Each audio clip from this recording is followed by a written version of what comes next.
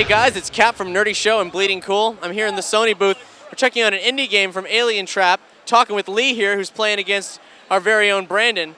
The game's called Apotheon, and as you can see, it's hyper stylized. Yeah, I mean, it actually started as a sci-fi game about after our last game capsized.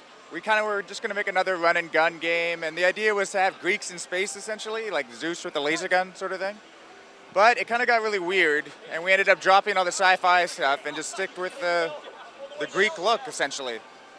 And then right now we're actually just showing off the local multiplayer part of the game because we had a few troubles getting the single-player part. But it has about a 5-hour single-player campaign. You could freeze frame and I'd, just guess it was like a stucco somewhere.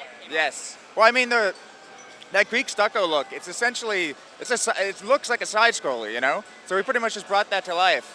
You've taken one of the cornerstones of art history and taken it to a logical conclusion that somehow, I've never seen it before. And made it very violent at the same time, so that's all good. Well, true to form, true to ancient Greece. Exactly. Also a lot of naked men, because Greece, like ancient Greece loves their naked men, I guess. Can you play as a naked man? You cannot, actually, no. Unfortunately, no. Could you add that feature? No, I don't think so. We're almost done. I'm not sure if Sony would like us to lane just for that. It's art, man. Yes. Well, let's talk about the single-player campaign. Since we're seeing the multiplayer here, what can you tell us about the single-player story?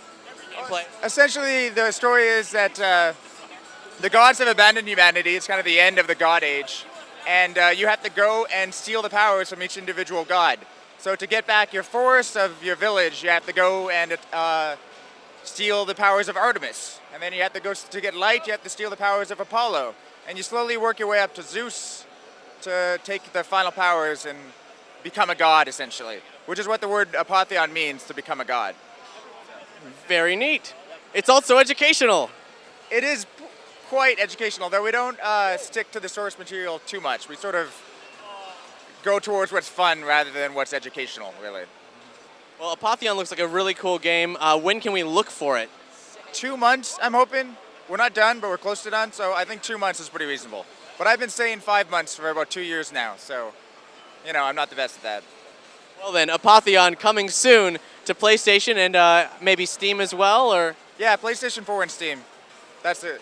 That's the current plan. Cool. Well, more daily E3 podcasts, more E3 videos at nerdyshow.com/E3 2014 and at bleedingcool.com.